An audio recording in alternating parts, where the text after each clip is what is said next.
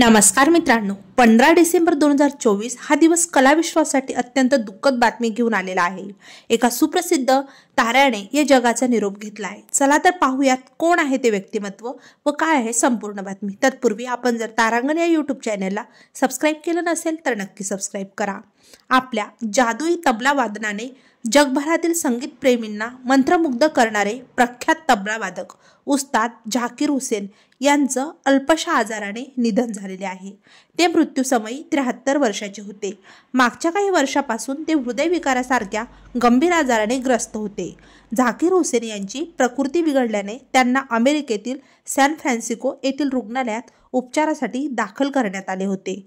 मात्र तिथेच त्यांची उपचारादरम्यान प्राणज्योत मालवली आहे। झाकीर हुसेन यांनी वयाच्या 11व्या वर्षी पहिल्यांदा थेट अमेरिकेत प्रेक्षकांसमोर आपली कला सादर केली। त्यांना त्यांच्या कारकिर्दीत अनेक पुरस्काराने सन्मानित करण्यात आले। उस्ताद झाकीर हुसेन यांच्या निधनाने संपूर्ण संगीत विश्वावर व मनोरंजन विश्वावर दुःखाचा डोंगर कोसळलेला आहे।